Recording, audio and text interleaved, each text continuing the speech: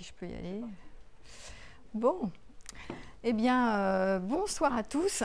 Je suis vraiment contente d'être là parce que j'ai choisi un thème qui est un thème sur les blessures d'origine, les grandes blessures affectives et sentimentales dont souvent nous sommes la plupart concernés par ces problématiques de rejet et d'abandon, qui sont des blessures archaïques qui arrivent très tôt, qui surviennent très tôt dans l'enfance et qui vont créer des résidus chez l'adulte dans la vie sentimentale, dans la vie amoureuse et dans la vie relationnelle aussi, pas que amoureuse, aussi professionnelle, relationnelle en général.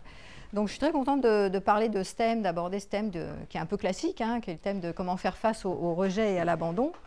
Donc c'est le thème aussi de l'enjeu de la séparation. Hein, pour les abandonniques que vous êtes et que j'ai été aussi pendant longtemps, on va être concerné par le fait d'avoir peur de se séparer de l'autre.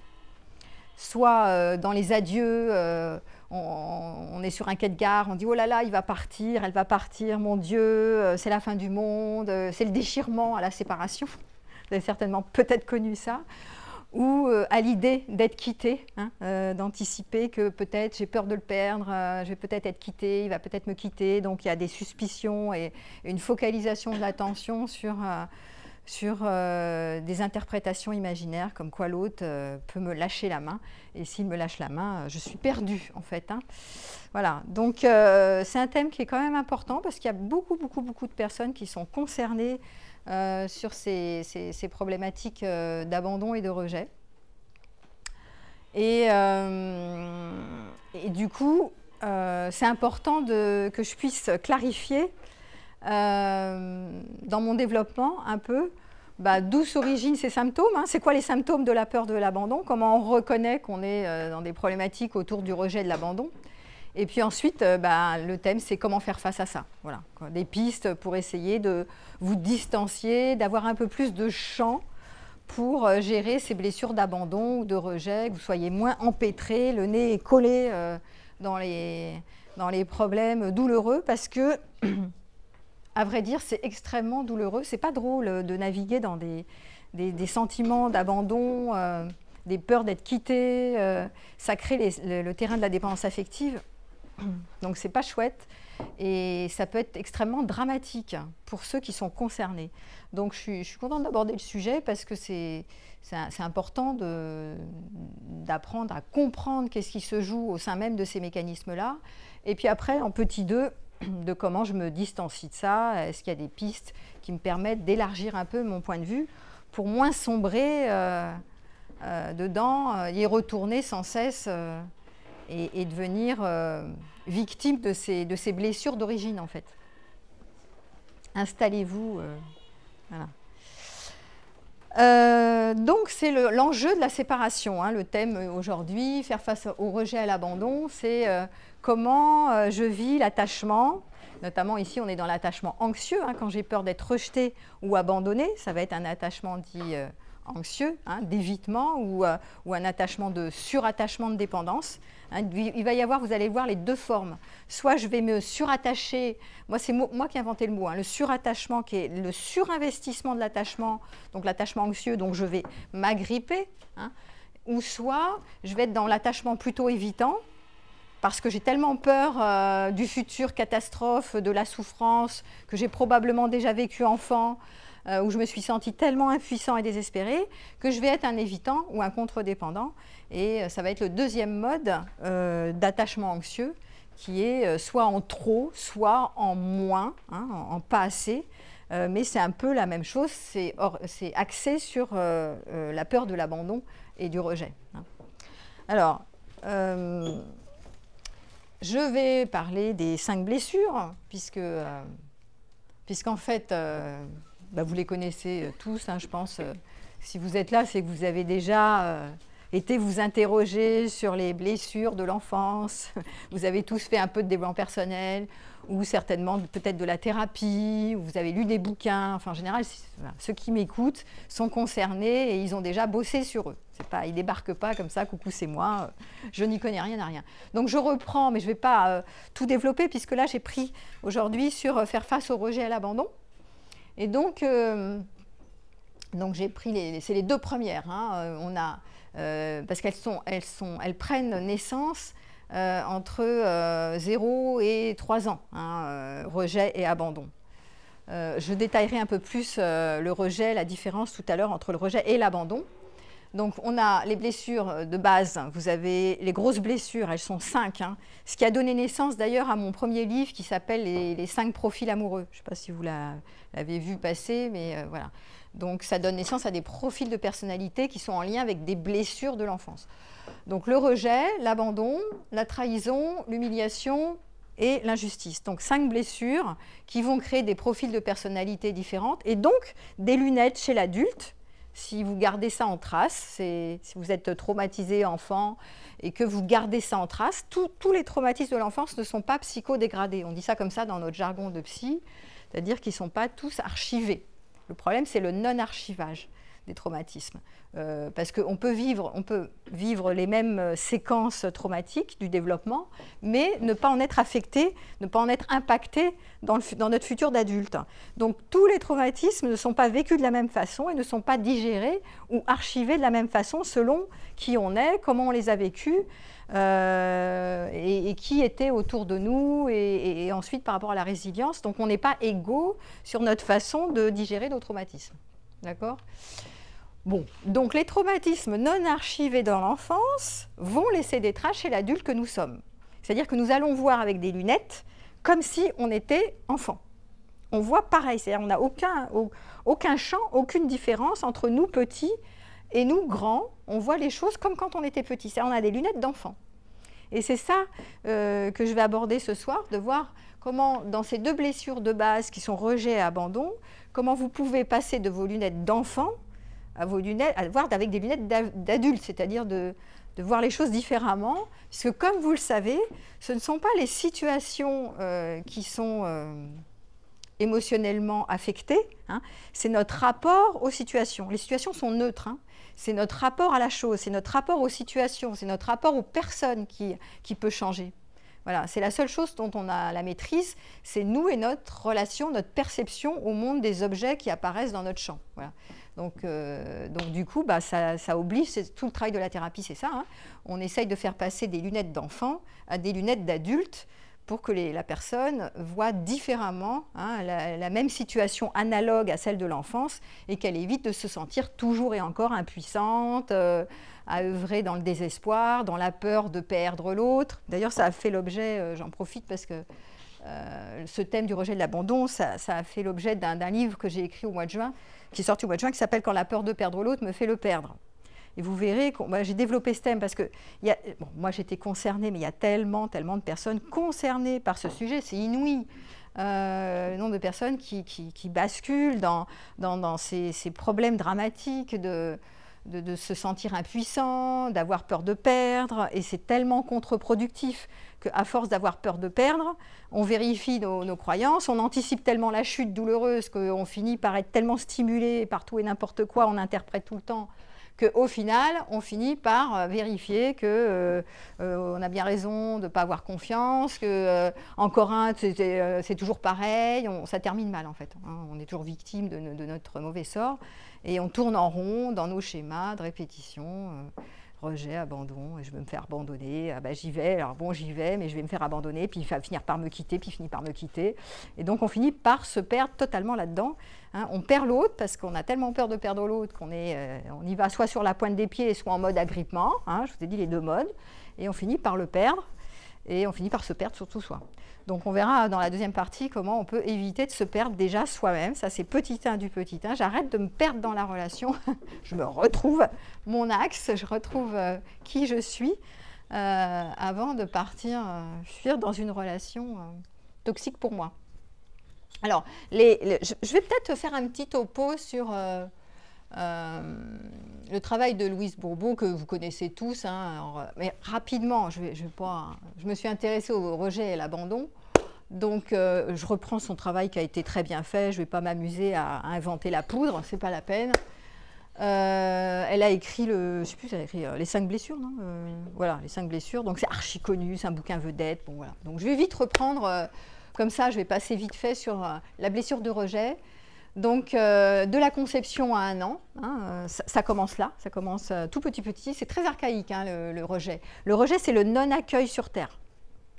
C'est vraiment, t'es pas désiré ou t'es accueilli comme un objet, enfin on te veut pas vraiment, ou on te veut mais on te veut pas, ou tu pars à la couveuse. Enfin, c'est des trucs vraiment rudes, quoi, dès le départ de l'existence. Voilà. Donc, ce sont des gens qui vont ne pas se sentir le droit d'exister, hein, c'est le problème. D'ailleurs, j'avais appelé ça, moi, le frileux en amour. Hein, c'était le profil qui était inhérent à cette blessure de rejet. Hein, tu es rejeté dès le départ.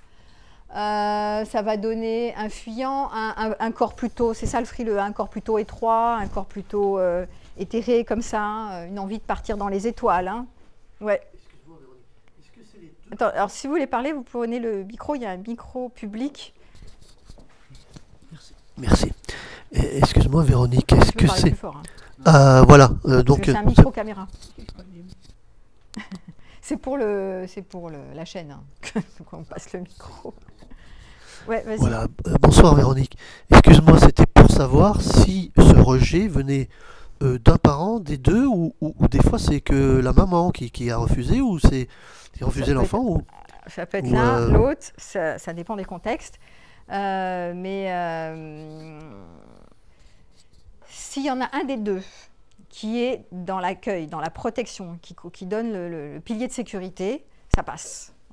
Mais si les deux sont absents, c'est-à-dire le rejet, c'est le parent qui manque de présence, en fait, hein, qui est présent-absent, en fait, tu vois. Et donc, si les deux sont présent-absent, l'enfant, il est complètement... ou alors, il peut être parti, je te dis, en couveuse pendant longtemps. Donc, c'est l'enjeu de la séparation. Hein. Le thème du rejet et de l'abandon, c'est séparé. Je suis coupée du lien affectif dont j'ai tant besoin quand je suis bébé. Parce que je suis le bébé dépendant, donc il n'y a pas le choix. Et là, je suis coupée de ce lien, et donc je peux pas, je vais survivre avec du figement à l'intérieur de moi, avec du froid, avec les moyens du bord, et bon, je vais avoir du mal à me développer, à me construire affectivement parlant. Hein. Ça va créer des troubles de l'attachement. Voilà, c'est ça l'histoire.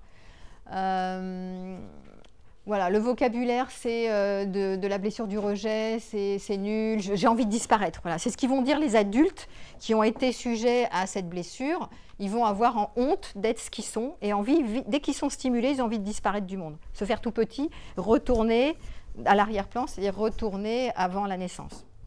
Souvent, ils le disent comme ça, c'est le vocabulaire. Bon, ce sont souvent des perfectionnistes, des gens qui sont intellectuels, détachés du matériel.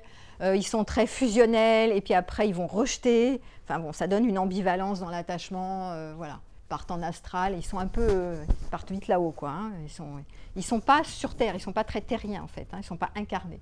Bon, j'ai déjà beaucoup travaillé là-dessus, donc je ne vais pas trop insister. Et sur la peur de l'abandon, la blessure d'abandon, qui arrive, c'est ça que je voulais voir avec vous, c'est entre 1 et 3 ans. Donc la blessure de rejet est plus costaud parce qu'elle est plus archaïque. Hein. C'est 0 à 1 an. Là, la blessure d'abandon, c'est après. Hein. C'est de 1 et 3 ans avec le parent du sexe opposé. D'accord ? Donc on peut présupposer que l'enfant a déjà été accueilli à la naissance, plus ou moins. Et il y a eu par contre un manque de nourriture affective du point de vue du parent opposé, voilà. Le parent opposé, si tu es une petite fille, c'est le père. Ça peut pas être la mère pour une fille ? Ça peut, mais alors ça c'est la grille de Louise Bourbeau. Je pense que pour une petite fille, souvent, ça dépend. En fait, ça va dépendre de qui est le parent toujours le plus sécure intérieurement, parce que tu confies la sécurité au parent qui a l'air le plus stable, tu vois. Donc si c'est ta mère qui est la plus stable psychiquement parlant, tu vas être attiré pour être protégé par ta mère. Si c'est ton père, ça va être ton père le pilier de sécurité. En fait, c'est la personne qui est instinctivement, qui est un pilier, quoi, qui est moins ballottée par les aléas psychiques, tu vois. Voilà, donc c'est le pilier, effectivement. Et donc là, la blessure d'abandon, ça va donner la dépendance. Le masque, c'est la dépendance. Donc ça va être l'abandon, c'est ça. Manque de tonus. Alors au niveau du corps, elle le décrit comme long, mince, manque de tonus, affaissement, dos courbé. Bon, alors ça je ne sais pas si c'est tout à fait vrai, il faudrait vérifier. Mais il y a un regard avide de connexion chez les dépendants. On sent que le regard, il est comme ça, c'est genre un appel à la connexion. Tu sais, les grands yeux, genre remplis-moi, remplis-moi. Et d'ailleurs, il y a des problèmes de remplissage. Souvent, ces gens sentent le vide existentiel et ils ont toujours besoin d'être remplis, soit par la nourriture, soit par quelqu'un. Voilà, il y a une forme d'avidité qui n'est jamais satisfaite sous ces insatisfaits chroniques de la connexion. C'est jamais assez, tu vois. Ils sont toujours en train d'être victimes que c'est jamais assez. Et dans le vocabulaire, et ça c'est intéressant, ils vont souvent dire « je me sens seul ». Même s'il y a du monde, hein, je me sens seul, je me sens absent, je me fais bouffer par les autres, ils ont du mal à dire non, tu vois, voilà, des choses comme ça. Et ils sont en général victimaires, position de victime, fusionnelle, ils ont besoin d'attention, ils ont besoin de plaire, ils ont une grande quête d'approbation, voilà, ils ont peur de déplaire, ils vont s'adapter, donc ils vont s'agripper, hein, c'est tout le terrain de la dépendance, c'est le problème de l'abandon, voilà. Donc, je voulais juste faire un petit rappel sur ce qu'avait fait Louise Bourbeau. Après 3 ans ? Entre 0 et 3 ans. Mais souvent, c'est les plus marquants, c'est les traumatismes vraiment de départ, quoi. C'est là où ça se joue. Hein ? C'est immuable, ça peut pas être plus tard. Genre à 6 ans, c'est pas possible. Si, ça peut, mais si tu as un terrain sécure, c'est-à-dire si vraiment il y avait l'accueil avait été correct, et les besoins de protection, les besoins de chaleur affective, de bercement, d'empathie, etc. ont été là quand tu étais mal en point, en fait, quand tu étais petit. Alors à ce moment-là, le terrain, il est déjà plus tranquille. Donc quand tu arrives avec des traumas à l'âge de 6 ans, il y a quand même un terreau de résilience plus costaud que si c'est dès le départ, tu es déjà marqué, tu vois. Hein, c'est plus, il va y avoir, d'ailleurs Cyrulnik, il a fait un travail là-dessus sur la résilience, il avait observé ça, tu vois. Ça avait été son cas propre d'ailleurs, hein, où il avait, donc c'est pour ça que je le cite, mais c'est intéressant de voir que c'est plus facile parce que c'est plus souple que si c'est dès le départ. C'est terrible et qu'après c'est voilà. Le non-péremptoire, là c'est encore pire. Ouais, c'est ça. Si c'est ça. 0 à 3, c'est pas terrible au niveau de l'attention, etc. Et qu'après, oui. C'est la rupture totale, oui. C'est encore pire. Oui, c'est ça. C'est-à-dire le point de départ, comment tu arrives, c'est quand même, tu arrives dans l'existence, tu es hyper fragile en fait. Tu es plus que fragile, tu es complètement dépendant, c'est plus que fragile, tout seul tu peux rien, tu vas pas survivre. Donc c'est vraiment, tout le départ, c'est vraiment, ça va créer une mémoire cellulaire en fait, une mémoire traumatique inscrite au plus profond de tes cellules. C'est pour ça que quand il y a eu de la chaleur affective, tout ça au départ, il va y avoir quand même dans le système quelque chose d'apaisé, hein, même si après c'est très traumatique, il y a quand même quelque chose d'un peu stable qui a existé. C'est plus facile quand même. Voilà. Donc, alors, pour les traces dans le rejet, hein, la différence entre le rejet et l'abandon. Donc pour le rejet, le parent était présent, mais démontrant par ses actions qu'il ne voulait pas de l'enfant. Donc c'est les parents, vous savez, présents-absents. Ils sont là, mais même ils donnent des soins des fois. Hein. Ils prennent les bébés dans les bras, ils donnent à manger, mais ils sont absents psychiquement, affectivement. Ça peut être des parents dépressifs, par exemple, hein, ou des parents fort occupés par leur boulot, je ne sais pas quoi. Donc ils font présent-absent, en fait. Ou dissociés, parce qu'eux-mêmes, ils ont eu des traumas, n'en veux-tu, en voilà, ils sont dissociés. Donc ils ne peuvent pas être vraiment là, en contact, en vrai contact plein avec l'enfant. Et c'est comme ça. Voilà. Et ça peut aussi être un non-désir d'enfant. Tu vois, il y a plein de possibilités. Hein. Et la personne rejetée, alors adulte, la personne rejetée, hein, petite, elle est convaincue, et c'est ça le truc, c'est qu'elle va être convaincue plus grande que c'est elle qui est le problème. Elle ne va jamais pouvoir imaginer que c'est l'autre en face, alors après c'est plus le parent qui est problématique, que c'est le partenaire ou les gens avec qui je relationne, qui eux sont des gens pas sains pour moi, ou qui sont critiques par exemple. Non, par exemple si je me fais juger et critiquer quand je suis adulte ou rejetée, je vais imaginer, la première chose que je me dis quand j'ai été rejetée enfant, c'est moi le problème ici, c'est moi qui cloche. c'est jamais l'autre. Donc du coup, il va y avoir, vous allez voir, un gros problème de dévalorisation de soi. Hein. Ici, il va y avoir écrit « j'ai pas de valeur ». Et donc, la personne va se prendre le fouet, elle va se taper dessus sans arrêt, avec des pensées sur des évaluations négatives sur soi. Donc, elle va se rejeter elle-même, hein, et croire qu'elle est rejetée par l'autre. Mais quand elle est rejetée par un autre, elle va valider, hein, la critique et elle va dire « oui, c'est vrai, c'est forcément moi le problème, c'est moi qui cloche, je ne suis pas assez ceci, pas assez cela, etc. » Donc ça, c'est le processus qui va s'enclencher, hein, chez l'adulte qui a vécu des mémoires traumatiques de rejet enfant. Malheureusement, c'est comme ça. Donc il va falloir, évidemment, vous avez compris, que dans un deuxième temps, il va falloir vraiment travailler sur l'estime de soi, retrouver la confiance en soi, enfin tout ce truc-là, parce que la personne, si elle ne s'occupe pas de ça à l'âge adulte, elle se tape dessus sans arrêt, sans s'en rendre compte. Elle ne s'en rend pas compte. Il y a du déni. Non, non, moi je passe mon temps avec mes patients à leur dire, mais est-ce que tu... Mais cette phrase, cette phrase, cette phrase, cette phrase. Dans une séance, il y a des personnes, c'est presque toutes les minutes, quoi. Elles se tapent dessus. Elles ne le remarquent pas. Elle ne voit pas combien elle se tape dessus. Donc je leur dis, mais la première chose, c'est que vous faites de l'observation sur vous-même. Vous voyez comment vous avez des phrases négatives sur vous-même, des jugements sur vous, négatifs sur vous. Vous ne vous rendez pas compte, c'est comme si vous preniez le fouet, vous tapez dessus. Ça va faire toute la journée. Alors à un moment donné, vous allez visualiser, je leur dis, visualisez le fouet, vous le mettez sur l'étagère et regardez quand vous le prenez, vous vous flagellez, quoi. Hein. Donc tu m'étonnes qu'après, tu n'as pas d'énergie vitale. Parce que si tu passes ta journée à te taper dessus, c'est sûr que ton énergie, elle fuit d'autant. Mais il faut voir que les gens qui ont été rejetés petits ne font pas exprès de se dévaloriser. C'est installé dans le disque dur. Ils sont vraiment sûrs que c'est eux qui font faux, quoi. Voilà. Qui ne sont pas à la hauteur, qui ne sont pas bons. Voilà. Alors, on va vite voir le mécanisme. Je crois qu'il me rejette, mais c'est moi qui me rejette en me dépréciant. Et pour l'abandon, alors l'abandon, c'est plutôt absence d'un parent. Donc un parent qui devait être là, qui n'est pas là, ou dans les divorces, on le voit beaucoup. Ou attachement qui n'a pas pu se faire correctement, et donc ça va provoquer un sentiment d'insécurité. L'abandonnique se sent insécure et il va chercher évidemment de la sécurité à l'extérieur dans la relation amoureuse. Le premier truc que va inventer celui qui s'est fait abandonner petit et qui s'est senti impuissant là-dedans, il va chercher à réparer ses manquements de l'enfance, affectifs, de chaleur, etc., de sécurité, et il va, de manière évidente, sans se poser de questions, il va chercher à l'extérieur de la sécurité là-bas, par un partenaire, par une relation amoureuse, par un couple. Et bâtir un couple, ça va être son truc.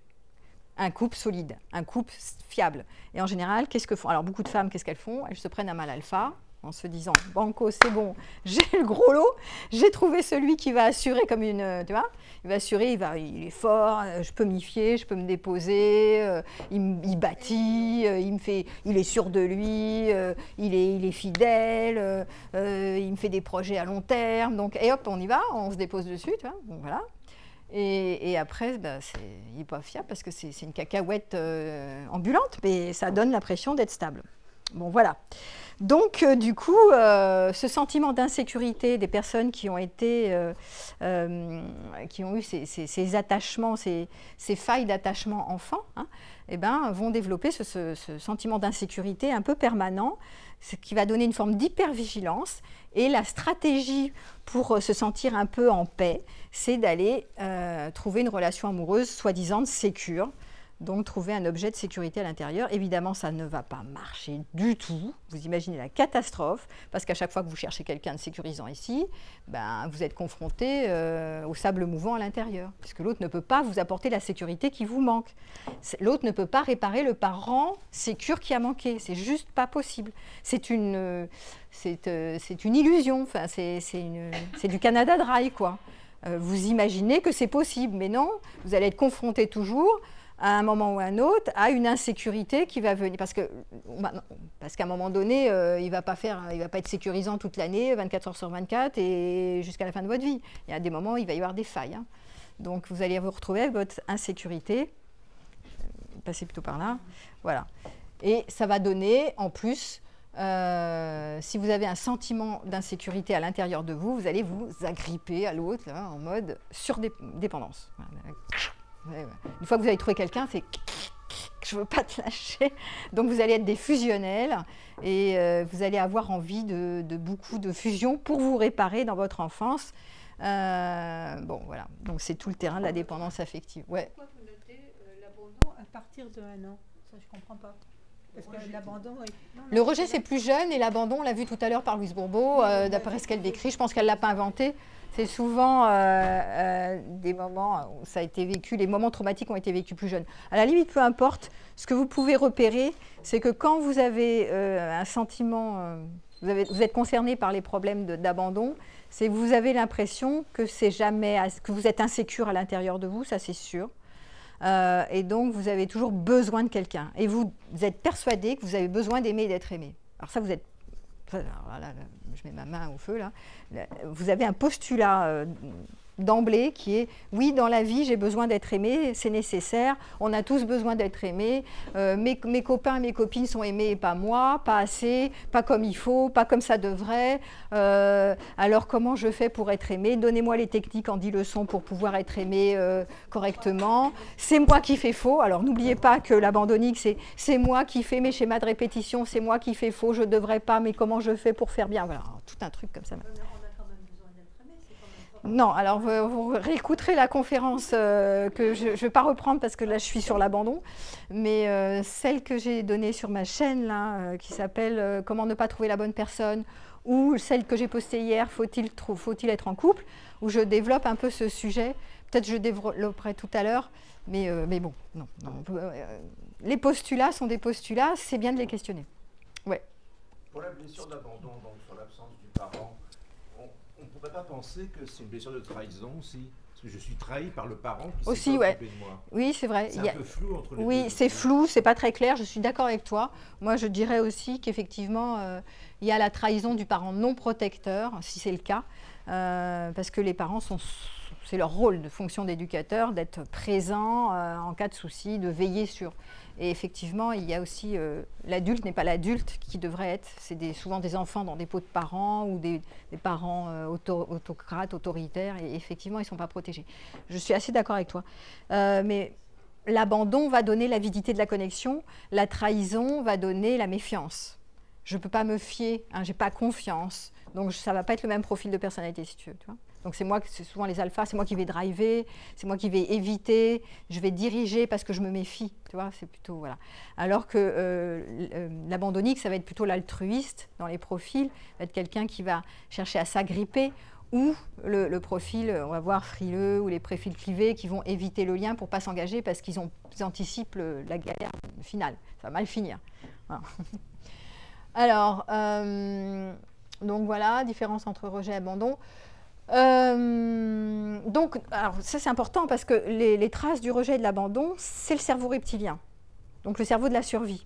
C'est ça, ces mémoires-là, de ces moments que vous avez peut-être passés, qui étaient des moments où vous avez senti impuissant, vous n'avez pas pu fuir ni attaquer, parce que quand on est bébé ou tout petit, on ne peut pas attaquer qui que ce soit, on ne peut pas fuir nulle part.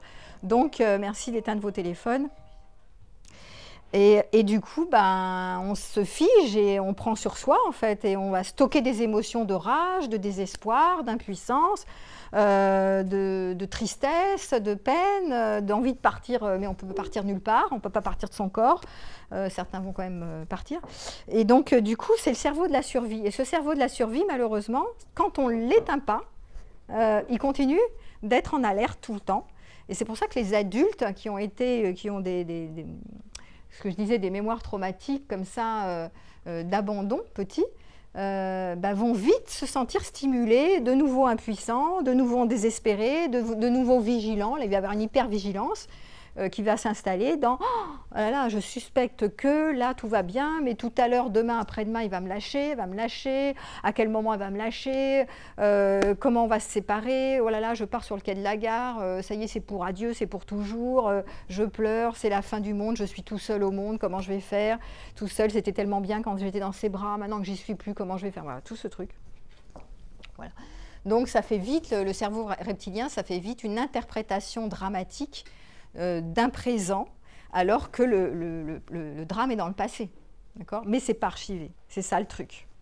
C'est les mémoires qui sont réactualisées dans le présent, qui vous font croire que c'est toujours un drame, encore aujourd'hui, si l'autre s'en va loin, si l'autre désire une autre, si l'autre ne fait pas exactement ce que vous voulez, ne répond pas à vos besoins, par exemple, etc. Mais non, c'est un stimulus qui réactualise les mémoires du passé parce qu'elles ne sont pas archivées dans le passé. Et c'est ça l'histoire. C'est pour ça qu'on a des lunettes d'enfant dans une peau d'adulte. C'est ça le drame. Et c'est vraiment un drame, parce que pour le coup, quand on est dans le cerveau reptilien, nos réflexes, c'est fuite ou attaque. Donc on n'a qu'une envie, c'est soit de se barrer à toute vitesse, de se dire ce lien est toxique pour moi, je me casse, ou d'attaquer, d'agresser son partenaire, d'être dans le ressentiment, d'être dans la suspicion, d'où la jalousie, d'où plein de trucs en fait. Ça crée une vigilance un peu extrême, quoi, un peu pathologique, quoi. Voilà. Il va y avoir le sentiment de vide s'il y a eu des abandons réels quand vous étiez petit. Donc souvent l'adulte va dire je me sens vide. Ou alors quand je suis seule, je me sens dans le vide existentiel. J'ai une panique du vide. Donc j'évite l'ennui, j'évite la solitude pour ne pas revenir à ce sentiment de vide dans lequel je me suis déjà trouvée quand j'étais petit. Donc ça aussi, dans un deuxième temps, vous verrez dans ma conférence, comment on peut arrêter d'être paniqué par ce vide qui apparaît quand je suis grand, parce que c'est une catastrophe. Ça va créer énormément de relations d'agrippement ou de relations d'évitement, mais c'est pas chouette, quoi, à chaque fois de fuir ce vide panique en disant « Oh là là, je veux pas, mon Dieu, ça y est, c'est comme… » Bon, non, c'est compliqué. Donc… oui, ce que je disais, c'est que l'abandon, ça peut être aussi ces sentiments de vide, mais ça peut être aussi, bon, on a parlé des traumatismes archaïques, mais ça peut être aussi lors de divorce, ça peut être aussi les parents qui ne sont pas connectés eux-mêmes à leurs propres émotions, qui sont dissociés, et donc du coup, ils ne peuvent pas fournir un lien d'attachement sécure. Voilà. Et la relation amoureuse organise un terrain privilégié pour revivre toutes les blessures. Hein, c'est charmant, comme c'est chouette. C'est le bon endroit pour réactualiser toutes les blessures de l'enfance. Malheureusement, c'est comme ça. Parce qu'en fait, ce qui est mal compris, c'est comme si on cherche à se… C'est pas comme si. On cherche à se réparer. On cherche à réparer notre enfance et notre enfant intérieur qui a été carencé en se disant, ça y est, quand je vais être grand, je vais enfin trouver la bonne personne qui va me choyer, prendre soin de moi, répondre à mes besoins, etc. Donc on se dit, mais c'est ça, il me faut ça. Et en fait, quand on est grand et qu'on a ces mémoires et qu'on est toujours en vigilance, et ben, du coup, ce n'est pas du tout comme ça que ça va se passer. Parce que, comme je vous l'ai dit, on n'est pas construit et aligné pour… on a peur de perdre. Donc, on n'est pas construit sur notre sentiment de sécurité intérieure. Donc, du coup, ça va faire foirer la plupart de nos relations. Puisqu'on va vouloir saisir la personne et se l'approprier et se la garder pour nous. On ne va pas vouloir la lâcher. C'est à moi. Et ça, c'est comme les enfants. Ah, ça, c'est à moi. Gardez mon doudou. Voilà, et ça crée tout le drame. Hein. Voilà, donc, de manière générale, on dit que c'est le terrain privilégié pour rejouer les blessures, c'est la relation amoureuse. Donc, si vous vivez des relations amoureuses, ben, vous êtes au cœur du travail sur vous. Parfait. Donc, c'est bien de faire de la thérapie à ce moment-là pour ne pas être noyé, si vous êtes noyé en tant qu'adulte. Et puis, les relations professionnelles aussi vont être un terrain privilégié pour travailler la relation parent-enfant, puisque vous allez transférer sur les hiérarchiques l'autorité, hein, les figures d'autorité des parents que vous avez eus dans votre enfance.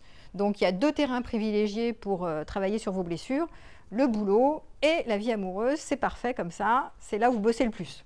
Il faut le savoir.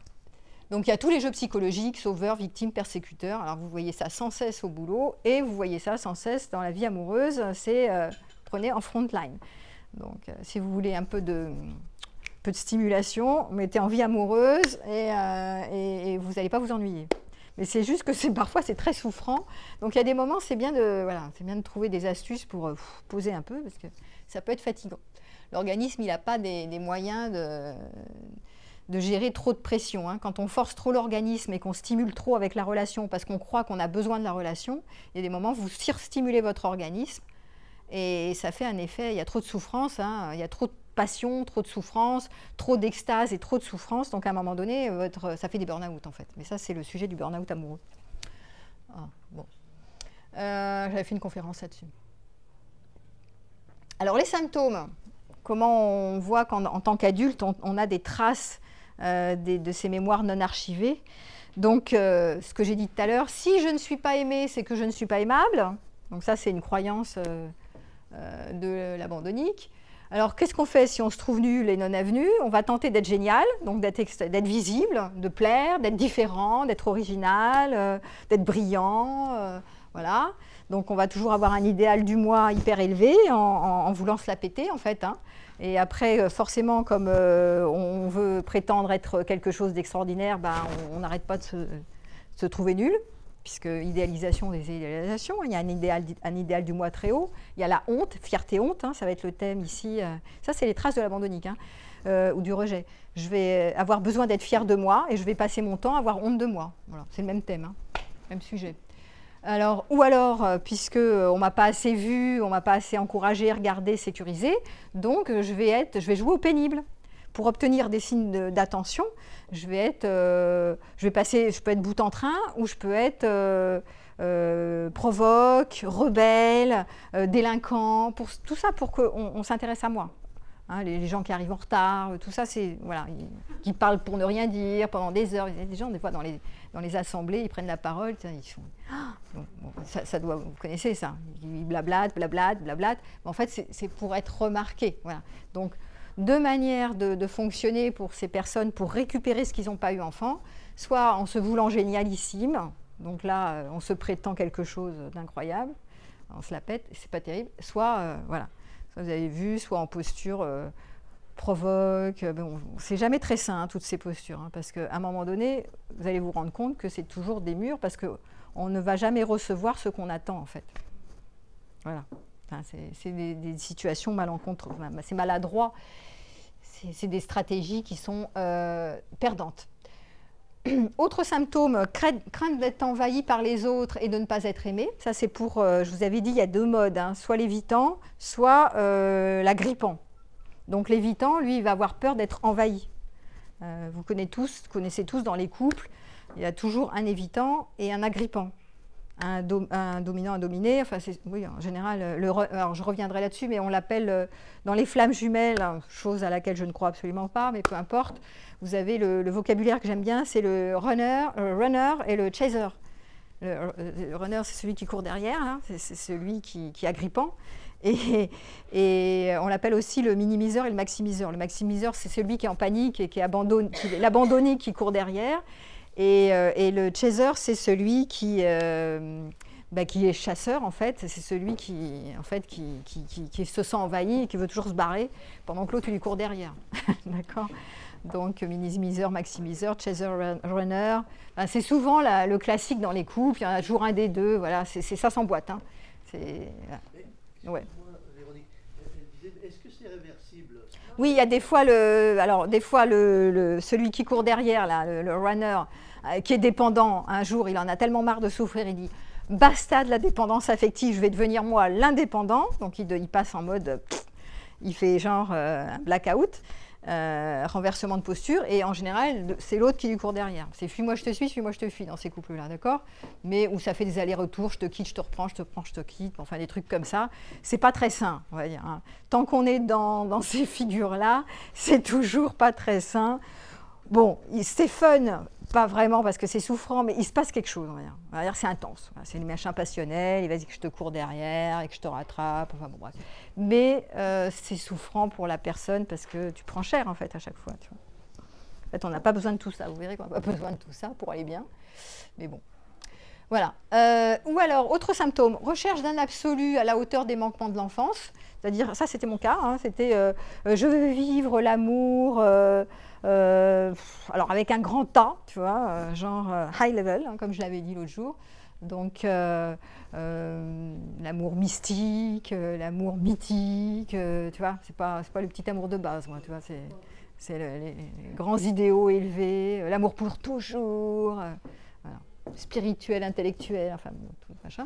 Bon, c'est pas tellement mieux, hein, tout ça, c'est parce que c'est du délire quand même. Hein. Tout ça, bah oui, parce que ça fait énormément souffrir, parce que c'est pas du tout la réalité, elle n'est pas prévue comme ça. Donc tu pars dans tes trucs là, dans tes imaginaires, puis après tu tombes de haut, quoi. C'est le cas de le dire, la réalité n'est pas du tout à la hauteur. Donc angoisse et agressivité, ça c'est les traces, hein, angoisse et agressivité qui sont restées en traces, qui sont stockées dans l'organisme depuis qu'on est petit. qui vont générer de l'insécurité constante. Souvent, il y a des troubles alimentaires, anorexie, boulimie, ou jalousie excessive, qui va être les conséquences de ces mémoires traumatiques, puisque la jalousie est la jalousie est un symptôme qui est lié à un sentiment d'insécurité. Il n'y a pas de jalousie sans insécurité, ça n'existe pas. Donc voilà. Donc ça, il faut le savoir. Mode de violence brutale, manifestant de la rage et du... Alors ça, c'est quand vous êtes en relation, vous êtes soit en rage, soit désespoir, soit frustré. Pour un oui, pour un non, il y a de la frustration. Enfin, c'est toujours très intense, quoi. Voilà. Sentiment de ne pas avoir de valeur, j'ai dit. Et puis, surtout, on va voir apparaître chez l'adulte une anticipation d'abandon, de rejet. C'est-à-dire qu'il passe son temps à être dans un imaginaire du futur, catastrophe, en s'imaginant que là, peut-être ça va... Mais là, il y a un stimulus, et que demain, après-demain, ou après-après-demain, ou dans 6 mois, il va se faire rejeter, et donc revenir à ce qu'il ne veut pas vivre, c'est-à-dire l'initial. Donc, il va projeter le passé dans le futur. On fait tout ça, mais là, c'est vraiment c'est important de prendre conscience de ce phénomène qui est, je suis en relation avec quelqu'un qui peut-être est plutôt sain, voilà, normano-névrotique, mais qui a ses limites, parce qu'on a tous nos blessures, peut-être l'autre il a aussi ses blessures en face, mais si je suis un abandonnique, ou j'ai été quelqu'un de rejeté, alors à ce moment-là, je vais interpréter, je vais être surinterprétative des éléments de la réalité, et je vais imaginer que dans le passé ça m'est arrivé ça, donc ça va m'arriver forcément. Voilà. Et c'est souvent des gens qui vont se coltiner des expériences amoureuses défectueuses à répétition, et qui vont vérifier toujours et encore, ah bah oui, je me fais maltraiter, ah bah oui, je le savais bien, ah bah oui, je me fais rejeter, et c'est de ma plus grande faute, et c'est la posture de victime, et c'est moi qui ne vais pas, mais des fois c'est l'autre aussi qui est nul, et puis des fois c'est moi, enfin bon voilà, tout le tralala quoi. Et c'est terrible, voilà. Voilà, et plus on est blessé, plus on a peur, et plus on rentre dans le cerveau de la survie. C'est comme si, en tant qu'adulte, on n'avait pas les moyens de se gérer seul, en fait, sans avoir besoin d'aimer et d'être aimé. Tu vois, il y a un truc qui se joue là, et je reviendrai là-dessus. Voilà. En fait, vous avez compris qu'il va falloir passer du cerveau de la survie à la vie. Que tant que le cerveau de la survie est actif, le raisonnement, le néocortex, il n'est pas câblé, en fait. Donc vous êtes en train d'interpréter des éléments du présent de manière déformée. Donc il y a une vigilance qui ne devrait pas être là. Donc il faut éteindre et archiver les événements du passé pour arrêter de projeter le passé dans le futur. Ça, c'est le truc. Vous avez compris, mais après, il faut le faire. C'est toute la difficulté, c'est de passer de la théorie à la pratique. Mais au moins, comprenez le mécanisme, déjà, c'est bien. Parce que quand vous vous observez en train de faire ça, souvent, vous ne vous rendez même pas compte que vous êtes en train de projeter des mémoires du passé dans le futur. Vous trouvez que c'est normal. Mais non, ce n'est pas normal. C'est fini. Vous n'êtes plus des enfants impuissants qui avaient besoin des bras pour vous protéger, pour vous sentir en chaleur, pour vous sentir vivant. Non, ce n'est pas vrai. C'est juste des mémoires du passé, des carences du passé qui reviennent à la surface, qui vous font croire que vous avez besoin de ces bras et que demain, si les bras vous lâchent, vous êtes dans la merde, en fait. C'est ça le truc de l'abandonnique. Ne me lâche pas. Ou l'évitant qui va dire moi, j'y vais pas vraiment dans la relation parce qu'après, ça va être terrible dans le futur, donc j'y vais à la pointe des pieds. Tu vois. Voilà. On peut être parfois passer de l'un à l'autre. J'ai fait aussi une vidéo sur les troubles de l'attachement. Des fois, tu peux passer de l'un à l'autre. Mais tu vois, en fait, on verra après, mais ce n'est pas non plus être autonome. Alors, il vaut mieux une attention toxique que pas d'attention du tout, disent certains abandonniques adultes qui préfèrent souffrir que l'indifférence, que la solitude, que l'absence de lien, voilà. Et donc ça, c'est une bonne manière de se faire maltraiter toujours et encore, de se remaltraiter avec la relation, donc se prendre le fouet, se taper dessus, quoi.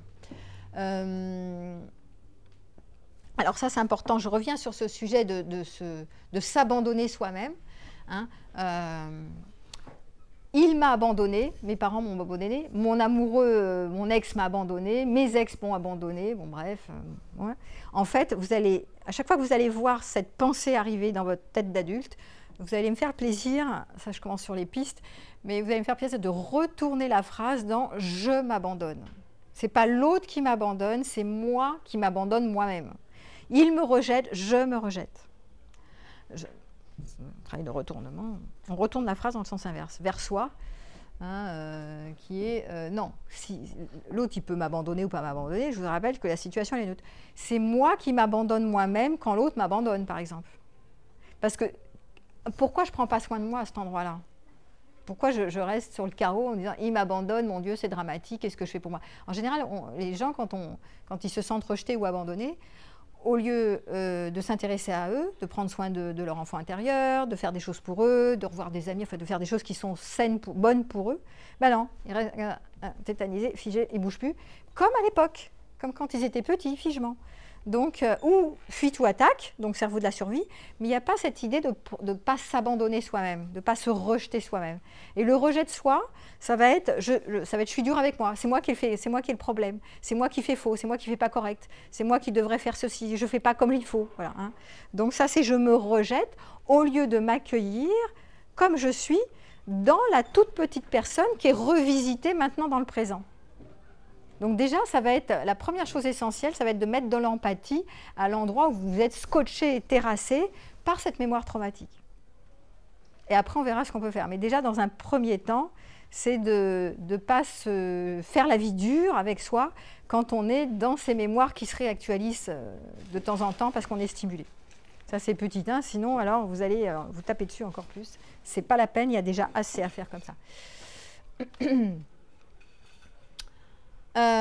Victimisation, ça j'en ai parlé. La victime, c'est aussi cette posture de victime. On ne peut pas faire confiance à personne, personne ne me comprend, personne ne m'aimera jamais. Enfin, toutes ces phrases-là, vous allez les voir passer, mais arrêtez de raconter des phrases généralisantes. Personne ne me comprendra jamais.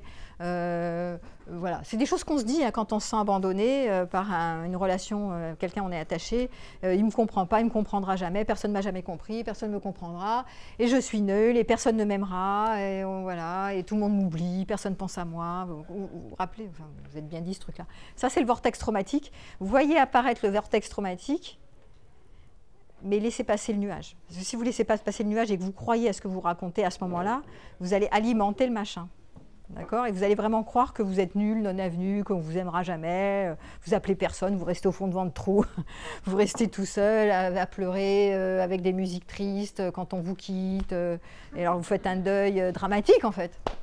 Les chagrins d'amour, ça existe. Ben, c'est pour ça, mais c'est pour ça que là je suis en train de vous dire, mais regardez les commentaires que vous vous faites en vous disant personne ne m'aime, encore une fois, il ne m'aime pas, je suis lâché, on m'a rejeté, il m'abandonne. Ben, ne vous abandonnez pas, voyez les commentaires que vous faites et arrêtez d'alimenter l'histoire parce que quelque part, en se mettant dans les conditions de victime et de ces postures de drame, vous alimentez l'affaire en fait. Au lieu de se dire, bah, ok, bon, il m'a quitté, bah, c'est bon, c'est jamais sympa, hein, c'est toujours lourd et souffrant, une perte. Mais est-ce que je ne suis pas obligée d'alimenter l'affaire en m'en rajoutant des couches, en veux-tu, en voilà. Ça c'est de mon fait. Voilà, ça que je vous dis. Donc, observez les commentaires et les phrases de départ qui sont des phrases d'enfants abandonnés. C'est la toute petite personne en vous qui est là à ce moment-là et qui dit « je ne mérite pas d'être aimé, je ne vaux rien, je suis nul, je suis moche, je ne suis pas intéressant ». Bon, vous connaissez puisque qui n'est pas passé par là. On est tous plus ou moins dépendants affectifs, hein, mais il y en a qui sont des gros et des petits. Il y a des moyens sur le curseur. Donc on connaît. Ouais, vas-y. Imaginons que la personne elle a réglé son problème, ça veut dire il y a le rejet ou l'abandon, je ne sais pas comment le dire. Et ben la demi-heure après, elle est en pleine forme, elle s'occupe d'elle, ça, etc. Mais tout à fait. Alors ça sera la deuxième partie. Radical, oui, c'est radical. À un moment donné, c'est possible de se libérer de ça. Bon, c'est un chemin, ça ne se fait pas. Et encore que. On ne peut pas que j'affirme des trucs qui ne sont pas forcément vrais pour tout le monde. Mais oui, il y a un chemin, il y a un travail à faire. Après, je ne dis pas que ton conditionnement, il peut magiquement disparaître. Mais il y a quand même manière d'éradiquer le problème. On en parlera tout à l'heure. Voilà. Après, il faut voir que quand il y a des manquements, on l'a vu très tôt dans l'enfance, c'est un engramme en fait. Donc on appuie sur le bouton, paf, tu vois. C'est une mémoire cellulaire, donc c'est pas très il n'y a pas d'élaboration mentale en fait. C'est sensoriel. Tu as l'impression que c'est une douleur atroce, comme si on t'arrache un bras quand quelqu'un te quitte, tu vois, ou quelqu'un te rejette, ou que tu anticipes qu'il va te lâcher. Tu as l'impression que tu vas mourir, quoi, que tu vas disparaître dans la disparition, hein, c'est vraiment ce truc-là. Donc, voilà. Donc, c'est vrai que... Mais on verra sur la deuxième partie comment vraiment se libérer de ça.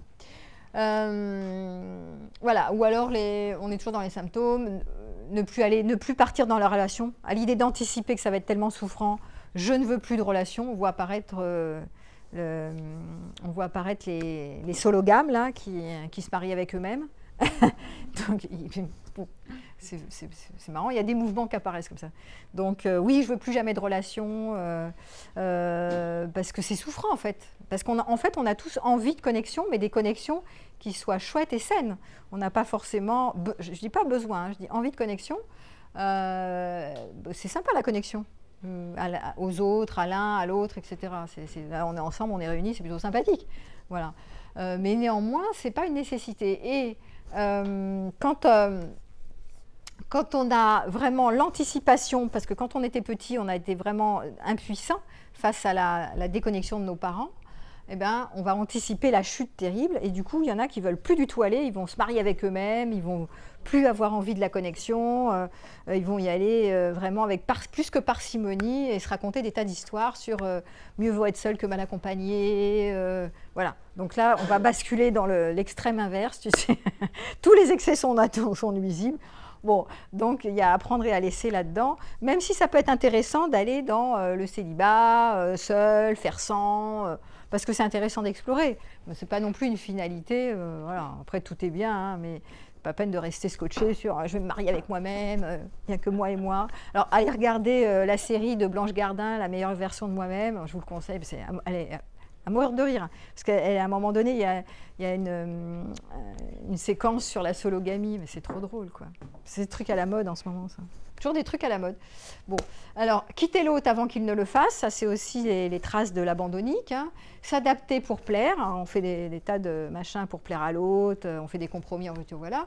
Ne pas quitter l'autre pour pas le faire souffrir. Ah, ça, j'ai vu ça très dernièrement. J'avais une patiente qui est arrivée en me disant pourquoi tu le quittes pas si tu es si malheureuse? Ah mais non, parce que si je le quitte, ça va le faire souffrir lui. Mais toi, tu souffres pas? Oui, mais c'est pas grave parce que lui, il va vraiment souffrir encore plus que moi. Ouais. Ce truc un peu alambiqué. Donc, bon, voilà. Donc ça fait des machins un peu compliqués comme ça. C'est un peu... faut suivre. Mais tout ça, c'est les traces de l'abandonnique. Je vous rappelle que la personne, elle se dit, c'est elle la mauvaise personne. C'est pas l'autre la mauvaise personne, c'est toujours elle. Hein. Donc ça fait des trucs un peu complexes. Voilà. Demander de l'engagement et de la sécurité, hein, ça c'est aussi les gens qui vont être jaloux et puis ils vont rentrer en relation avec un nouveau partenaire, ils vont dire engage-toi, dis-moi que tu veux construire, montre-moi que tu veux faire des projets avec moi, dis-moi que tu es fidèle, me trompe pas, montre-moi ton téléphone que je sais que tu ne vas pas voir une autre fille ou un autre garçon. Donc voilà, hein, des demandes d'engagement et de sécurité. Excuse-moi, les gens là, qui vivent avec eux-mêmes, qui se replient sur eux-mêmes, ouais. Est-ce que les addictions, comme par exemple les jeunes qui jouent à PlayStation tout le temps, là, est-ce que c'est pas un repli sur eux-mêmes aussi, ça, ce genre ouais, pas forcément, parce que les jeunes, y a des périodes chez les ados où ils vont être dans leur bulle en fait. C'est pas tous les ados, mais en plus à notre époque avec les jeux, l'internet, machin, tout ça, il y a quand même, on est dans un autre monde quand même. Hein, on est passé dans un monde virtuel quand même très fort. Et donc c'est pas forcément lié à leur histoire d'abandon. Il peut y avoir des parents négligents qui s'occupent pas de leurs enfants. Il peut y avoir des parents qui sont trop derrière les enfants et qui les surstimulent et qui les empêchent de jouer à leurs jeux vidéo. Il y a de tout. Hein. Il y a des excès dans tous les sens. Donc à voir que les adolescents... J'avais fait un jour une conférence sur le public adolescent, qui est un public très particulier et qui ne se conduit pas comme les adultes ni comme les enfants. Donc ils ont un peu leur fonctionnement qui va encore changer hein, dans les quelques années. Après, tu les retrouves, c'est plus les mêmes. Voilà, donc pas stigmatiser non plus les ados en mode ils sont tous férus de leur PlayStation et donc à ce titre-là, les parents les abandonnent ou ils ont été abandonnés, donc ils ont des comportements bizarroïdes. Non, pas forcément. Bon, après, à surveiller, hein, mais ce n'est pas non plus une généralité. Alors oui, j'ai parlé, de toute façon j'en ai parlé, hein, les profils qui sont affectés par les traumatismes d'abandon, les frileux, les clivés, le clivé qui est, vous vous rappelez, hein, le clivé c'est le profil sexe-cœur, compartimenté. Soit je donne du sexe, soit je donne du cœur, mais je ne peux pas donner les deux à la fois. Voilà, donc c'est l'évitement de l'engagement par sentiment de vulnérabilité. Donc ça, vous regarderez le travail que j'ai fait si ça vous intéresse, je ne peux pas tout développer, sur les profils du clivé ou du frileux. Donc en tant que si vous êtes des parents vous-même, ne reproduisez pas, faites pas trop de dégâts, si vous pouvez éviter c'est mieux. Je le dis au grand public comme ça c'est bien, ça passera comme ça comme message. Ne reproduisez pas en vous séparant trop vite de votre enfant, parce que vous vous rappelez que l'abandon et le rejet, c'est le thème de la séparation. Donc, soit on se sépare trop vite, ou trop mal, pas correctement, hein, trop radicalement. Hein. Il y a une coupure du lien. Avant, c'était le paradis, c'était chaud et tout, puis d'un coup, paf, c'est froid, chaud-froid. Donc, évitez de faire des reproductions de patterns comme ça sur vos propres enfants, par exemple en souhaitant qu'ils soient tout de suite très autonomes. Hein, les petits, allez, vivent l'autonomie, allez hop, on les jette dans les bras de nounous comme ça, ou dans les crèches, ou je sais pas quoi. Bon, après, c'est au cas par cas, je dis pas que c'est pas bien, mais attention à des moments, des séquences de séparation où vous jetez le bébé avec l'eau du bain comme ça, ou alors vous pouvez pas. Alors après, il y a plein de situations, hein. Il y a des parents qui peuvent pas, qui sont pas aptes à s'en occuper. Bon, voilà, donc ils peuvent pas, ils n'ont pas les moyens de s'en occuper correctement. Ou alors en les surprotégeant. Hein. Donc ça, c'est une autre manière de reproduire le pattern de l'abandon. C'est j'ai tellement été abandonnée petit que moi, je ne vais pas faire ça à mes enfants. Alors soit j'en fais pas parce que je me dis je veux pas qu'ils vivent une galère, donc autant pas en faire. Soit j'en fais et je suis maman poule et papa poule, là, et donc je passe mon temps à les surprotéger pour leur éviter le pire. Mais en faisant ça, l'enfant, c'est quoi le problème? C'est quoi le problème de l'enfant surprotégé? Eh ben, il n'a pas la capacité de s'adapter à des moments de solitude. Parce qu'il y a toujours maman qui me colle, ou papa qui me colle. En général, c'est maman. Donc elle me colle toujours, elle est toujours derrière moi, derrière mon dos, en vigilance. Allez, vas-y, fais ça, attention, hein, il va t'arriver un truc. Donc l'enfant, il a toujours besoin de la présence de quelqu'un. Il ne sait pas faire seul. Et il croit qu'il lui faut quelqu'un pour pas être en danger, en fait, ou pour aller bien. Donc c'est terrible, en fait. Et il ne développe pas des capacités de faire seul avec ses jouets, avec ses amis. Il n'y a pas de moment de solitude. Ou alors le parent qui veut toujours que l'enfant soit en activité. Il va dire que je t'emmène, alors il y a l'école, et puis il sort de là, il va dire que je te fais le sport, le machin, la musique, le ci, le bi. Donc l'enfant, il n'a pas de temps de solitude pour s'adapter à des moments de vide. Donc il est surstimulé, donc quand il est grand, après, le vide panique. Il a 3 minutes de vide, il faut faire plein de trucs. Vite, faut sortir dehors, faut faire des activités. Si je fais quelque chose, je vais bien, je suis vivant. Si je fais rien, je suis mort, je suis en panique. Voilà. Donc ça crée des désordres. Donc attention pour les parents de ne pas reproduire des patterns que vous ont fait vivre vos propres parents, parce que ça peut être défectueux. Ah, je mets en garde quand même. Pour faire passer le message. J'avais fait aussi une série de vidéos pour pour mettre en garde les parents sur les gros dégâts qu'ils peuvent faire. Vous regarderez ça sur ma chaîne. Alors, oui, alors ça j'en ai parlé, hein, le couple en miroir, hein, donc le chaser et le runner, voilà. Donc, c'est des emboîtements. Donc, c'est des couples traditionnels. Vous en voyez plein comme ça. Hein. Si vous n'avez pas déjà été là-dedans, moi, ça m'est arrivé. Donc, l'un s'accroche à une garantie d'engagement. Donc, c'est le runner, hein, celui qui veut que l'autre s'engage.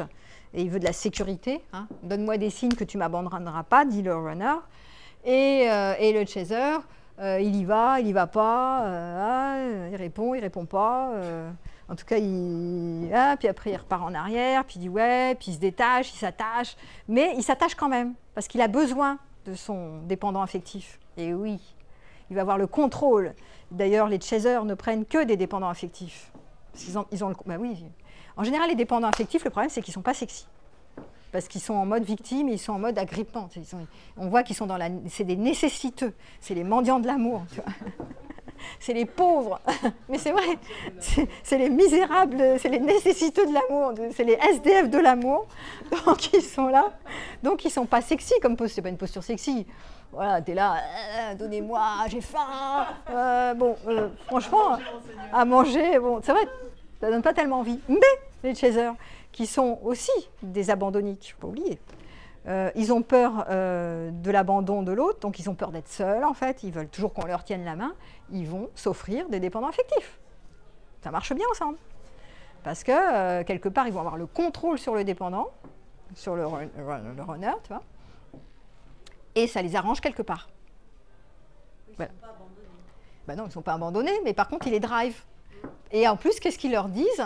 Ils disent, alors dans le discours, ils disent « Attends, mais t'as vu, tu m'envahis, tu demandes trop, t'exiges trop, je peux pas donner toute... Je suis pas là pour répondre à tous tes besoins, ça m'appartient pas, va faire de la thérapie, voilà, deviens plus autonome, arrête d'être accro à moi, il n'y a pas que moi sur Terre, va voir tes amis, va voir tes activités, va voir qui tu veux, lâche-moi les baskets, quoi, en clair. Hein.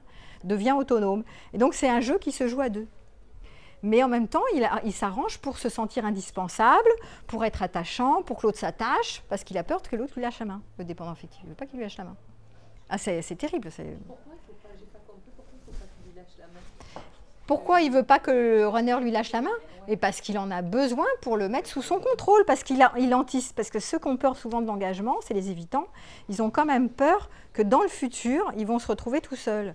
Donc ils s'arrangent pour contrôler.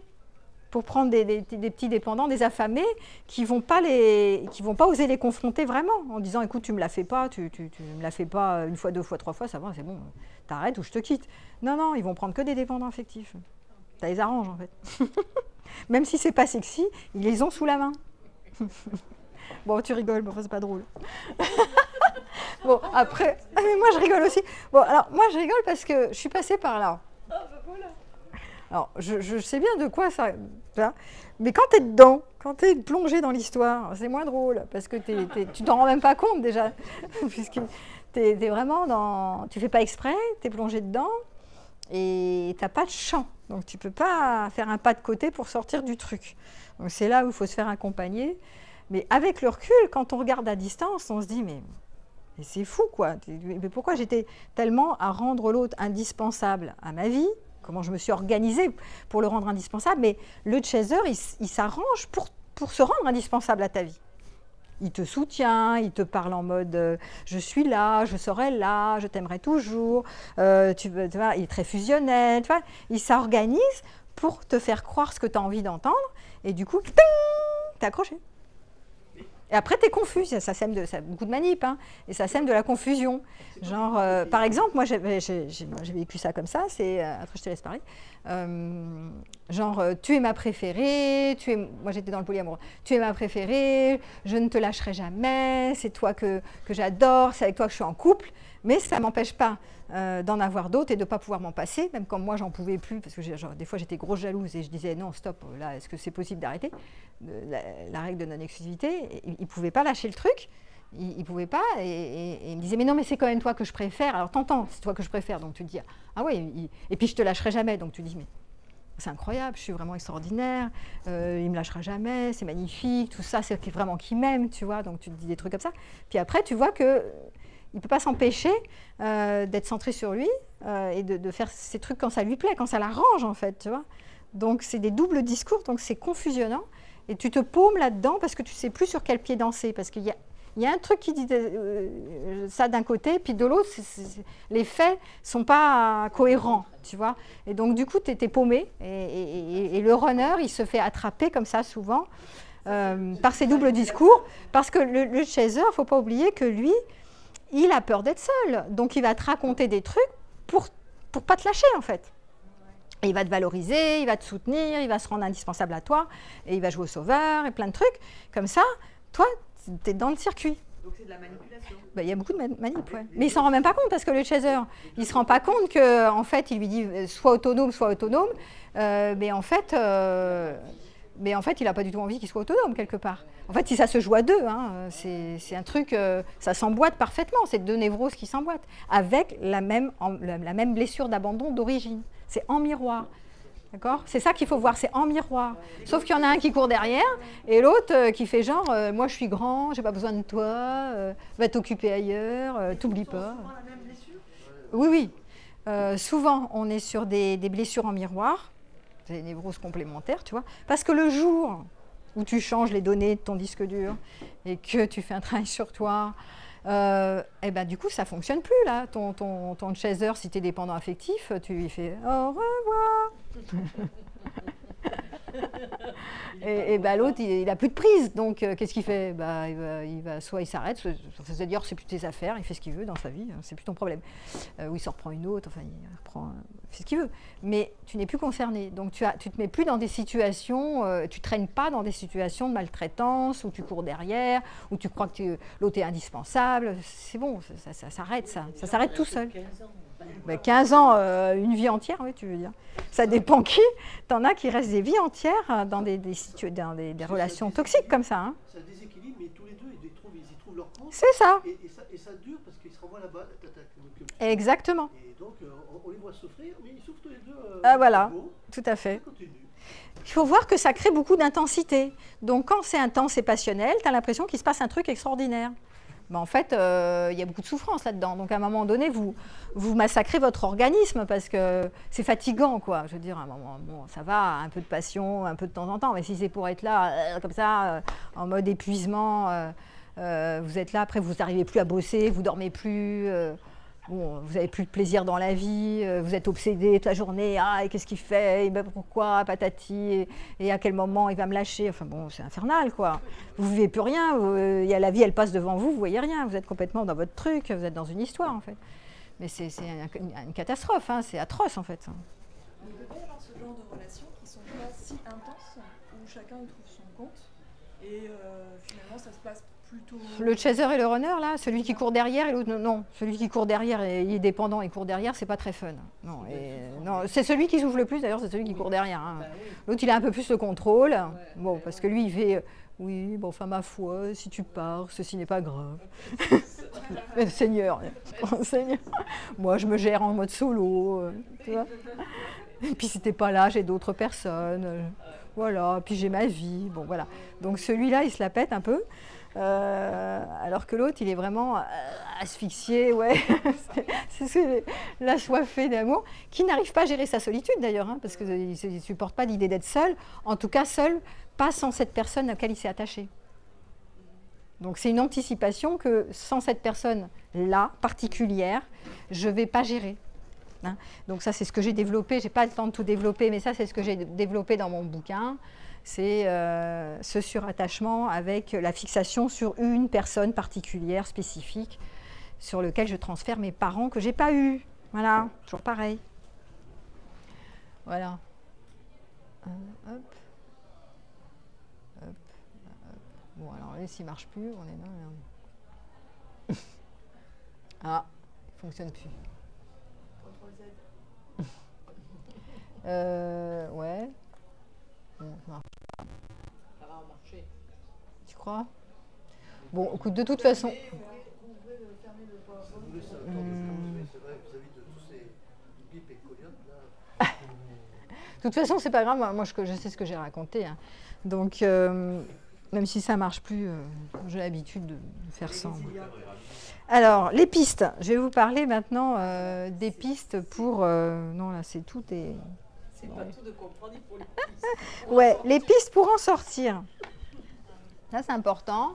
Comment je fais pour me libérer un peu, mettre un peu de champ par rapport à ces mémoires abandonniques ou de rejet.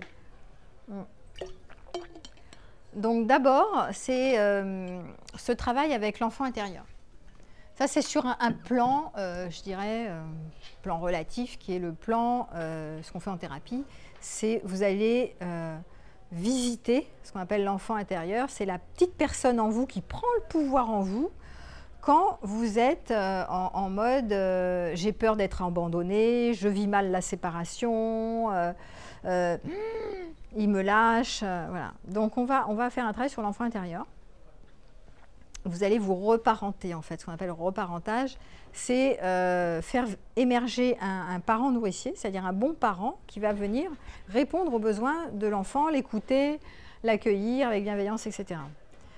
En même temps, dans le lien, hein, tiens, Benjamin, on va faire un truc, tu vas voir. Vous allez voir. Si par exemple, je suis avec quelqu'un qui est tu vas faire le chaser. Moi, je viens de chercher et toi, tu vas faire un pas en arrière, d'accord? Donc moi, j'avance vers le lien. Vous allez voir ce que ça donne. J'avance vers lui. Moi, c'est le runner, c'est le chaser. Donc j'avance et je te cherche. Et toi, tu recules. Et moi, quand je vois que lui, il recule pendant que moi, je vais le chercher, tout de suite, la première réaction, c'est donc moi, je vais avancer. Je vais avoir envie d'aller chercher, tu vois. Et toi, tu recules. Que toi, et ouais, voilà. Donc ça fait ça. Tu vois. Donc forcément, ça crée de la panique. Et l'engramme, c'est toujours d'aller toujours plus chercher l'autre. D'accord? Alors maintenant, tu me fais l'inverse. Tu fais celui qui est accueillant, tu vois, qui est vraiment content. Voilà, je viens vers toi et toi, tu es super content que je sois là. Tu m'ouvres tous les bras et tu es là. Tu dis toujours oui, tu es toujours là pour moi, quoi qu'il arrive, etc. Alors on refait. Donc j'avance. Ah voilà. Mais tu vois que là, je vais être là. Bon, bah c'est bien. Bon, bah voilà. C'est parfait. Et là, c'est moi qui vais commencer à faire ça. Parce que maintenant, je vais commencer. Parce qu'une fois que l'objet est acquis, c'est con, il est content, l'objet. Mon objet d'amour est acquis, et ben, c'est bien. Bon, bah voilà. Et ben maintenant, c'est bien. On fait quoi maintenant? Voilà. Donc quand il va y avoir beaucoup de sécurité comme ça va être chouette pendant un moment, puis après vous allez être là, voilà, vous allez passer en mode je m'ennuie. En fait, c'est ça le truc. Ça, c'est tout le jeu de la relation, merci. Mais c'est tout le jeu de la relation où vous avez vu comment ça se joue à deux, ça s'emboîte parfaitement. Hein, et c'est les trucs du bébé, en fait. Hein, quand vous êtes tout petit, vous êtes enfant et que l'autre, vous avez envie d'aller agripper votre parent et que le parent, il est absent, il est fuyant, il n'est pas là, vous courez derrière, en fait. On ne peut pas s'en empêcher, hein, c'est le réflexe d'agrippement. Et l'inverse, c'est quand quelqu'un est vraiment là, et là, et là, et là, au bout d'un moment, là, bon alors, c'est bien. Bon, allez, hop, next. Voilà. Donc ça, c'est aussi une manière de comprendre les enjeux de comment vous pouvez renouer avec quelque chose de différent quand vous êtes adulte, d'éviter de courir derrière quelqu'un comme ça qui fuit hein, la relation, ou de vous ennuyer quand vous êtes trop sécurisé par une relation, parce que c'est ça qui se passe en général. Donc, comment se libérer? J'avais parlé du reparentage. Le reparentage, attends, je vais fermer parce que de toute façon, ça ne marche plus. Le reparentage, c'est créer un parent qui vient au service de l'enfant et qui va prendre soin de cette petite personne dont vous n'avez pas conscience, qui prend tout le pouvoir en vous. C'est-à-dire qu'à un moment donné, quand vous dites « j'ai peur, il va me quitter, il va pas être gentil avec moi, je vais souffrir de la séparation ». Donc quand vous êtes dans des trucs comme ça, c'est pas je, c'est l'enfant. Vous parlez comme ça avec le vocabulaire. Mon enfant en moi est mal. C'est la petite personne en moi qui souffre, qui imagine et qui voit les choses comme ça. Mais c'est pas je, parce que quand vous dites je, j'ai peur qu'il me quitte, je, c'est votre enfant, c'est pas vous en fait. Il n'y a pas d'adulte aux commandes. Donc arrêtez de parler en mode je suis tellement malheureux. Non, mon enfant en moi est malheureux. Alors, sinon, il n'y a pas d'état séparateur, il n'y a pas de possibilité de mettre un adulte aux commandes. Vous voyez? C'est comme si tout était inclus là-dedans. Donc, séparer les parts, hein, faire des parts séparées, déjà, c'est aidant. C'est de faire un pas de côté. Mon adulte voit le petit, la petite, qui est complètement asphyxié, qui se sent abandonné, qui a l'impression que la solitude, ça va être terrible, que ça va être une catastrophe. Et c'est mon adulte qui voit le petit ou la petite sur le bord de la route, esselé, tu vois, et qui vient faire un pas vers l'enfant. Concrètement, ça se passe comment? Déjà, tu peux le visualiser, mais déjà quand tu dis je suis triste, je suis seule, il n'y a personne qui m'aime. Non, c'est pas je suis seule. L'enfant en moi se sent triste, l'enfant en moi se sent seul, la petite fille se sent seule. Quel âge que j'ai quand je dis ça? Je ne suis pas bien grande, tu vois. Parce qu'en fait, dans un deuxième temps, vous allez voir qu'il n'y a pas la souffrance, parce que la dépendance affective prend le terrain La jalousie, c'est pareil, sur le sentiment d'insécurité. Le sentiment d'insécurité, c'est la peur d'être seul. La solitude vue comme une solitude subie, une solitude catastrophique en fait. Une solitude de dépendance, une solitude de je ne vais pas gérer sans. Je ne peux pas me gérer sans l'autre, sans connexion, sans un autre, sans une présence, sans des bras, sans de la chaleur, sans de l'affection, sans du regard, sans de la valorisation, sans du soutien, sans de la tendresse, sans de la sexualité. Alors je te rajoute et sans. Donc je ne peux pas gérer, d'accord? Ça c'est ce que croit la petite personne en nous, même si c'est devenu un adulte, mais c'est une croyance d'enfant. C'est des lunettes d'enfant, c'est ces fameux traumatismes non archivés qui nous font voir les choses comme ça. En fait, quand tu es grand, normalement, tu augmentes tes compétences. Tu peux faire un travail de thérapie aussi pour augmenter tes compétences, pour avoir plus confiance en toi, et pour, à un moment donné, peut-être passer par une expérience de solitude choisie pour justement tolérer, comprendre, éprouver physiquement le fait que tu n'as pas tant besoin de liens que ça, pas tout le temps, pas systématiquement. Et donc, à partir de cet endroit-là, forte de cette expérience, où tu sais que tu sais prendre soin de toi, de te faire plaisir, voilà, ça c'est tout le travail de réparation que tu vas faire de ton parent en toi vers ton enfant. Au lieu d'attendre que ton parent de l'époque te répare ou que le parent de ton conjoint te répare, tu vas le faire de toi vers toi, de ton parent vers ton enfant. C'est le travail de reparentage. C'est nécessaire de le faire. Et c'est pas mal de choisir des moments plutôt de solitude, de célibat un peu subi, pour expérimenter ça, le fait que tu remontes sur ton bateau parce que tu apprends à faire des choses par toi-même et tu augmentes donc tes compétences et ton savoir-faire qui est je sais me prendre en charge, je sais aimer la vie, je sais me faire du bien, je prends soin de moi, je ne laisse pas la petite sur le bord de la route là, quand elle est malheureuse en disant hey, « t'es nulle là, tu ne sais pas faire, tu ne sais pas gérer, tu ne sais rien faire ». Donc c'est important aussi d'accueillir avec empathie la part de l'enfant. Parce que si vous êtes dur avec cet enfant qui souffre, on avait parlé même d'assoiffé, d'avide, etc., vous le maltraitez. Déjà qu'il est mal en point, alors si en plus vous retapez dessus en disant ah, mais qu'est-ce que tu gênes là, arrête de pleurnicher, t'es la pauvre victime, arrête de pleurer sur ton sort, alors là vous tapez dessus. Donc non, dans un premier temps, on accueille la petite personne. C'est un petit bout de chou en fait. Donc mais on n'en reste pas là. On ne reste pas dans la victime. On arrête d'accuser le monde entier ou le partenaire d'être nul. Hein, on reprend sa responsabilité en main, on sort de la posture de victime et on se dit, bon, c'est à mon parent intérieur de venir écouter les besoins et les envies de mon enfant intérieur et de faire des choses pour moi qui me font du bien à ma petite ou à mon petit. Donc ça, c'est une première étape. Mais il faut le faire. Sinon, vous n'allez jamais vous sortir de ces histoires de solitude subie. Vous allez avoir peur du vide, de l'abandon, toujours et encore, et vous allez naviguer là-dedans. C'est le vortex traumatique et vous n'allez jamais vous en sortir. Donc, à un moment donné, faire face à la solitude, c'est l'enjeu. Voilà. Donc ça, c'est petit 1 du petit 1. Mais de le vivre comme quelque chose de chouette et pas quelque chose de dramatique, parce que le drame est dans le passé. C'est fini, il faut l'archiver, le drame. Vous n'êtes plus impuissant face à des moments de solitude. C'est ça qu'il faut vivre. Ça, c'est le petit 1. Ensuite, sur un autre plan, ça c'est le plan, là je parlais à partir d'un plan relatif. C'est tout le travail de thérapie. Hein. C'est-à-dire qu'on fait voir avec des yeux d'adulte. On renforce l'adulte aux commandes et on dit arrêtez de voir avec des lunettes d'enfant, vous n'êtes plus un enfant. Vous n'avez plus tant besoin de ça, d'un partenaire pour répondre à vos carences, pour répondre à vos besoins, pour vous prendre dans les bras toutes les 5 minutes, pour vous soutenir toutes les 5 minutes, augmenter votre champ d'autonomie. Voilà, si votre partenaire est là pour vous soutenir quand vous êtes malade ou pour bricoler quand vous avez un problème, apprenez à faire sans. Trouvez d'autres soutiens, déléguez, appelez Bricomarché, Darty, machin, vous allez vous débrouiller. Comme ça, vous saurez que vous savez faire. Donc, augmentez votre autonomie pour avoir confiance en vous. Arrêtez de croire que l'autre, il est indispensable, c'est la fin du monde. Y compris au niveau de ses bras, y compris au niveau de la sexualité, parce que pareil, y compris au niveau de son regard aimant, etc. Arrêtez de l'utiliser comme un bon parent qu'il n'est pas, toujours. Peut être parfois, parfois pas. Parce que vous faites dépendre d'un autre ce qui vous manque à l'intérieur. Intérieur, extérieur, même combat. Quand je me manque à moi-même, quand je me rejette ou que je m'abandonne moi-même, l'autre va m'abandonner et me rejeter.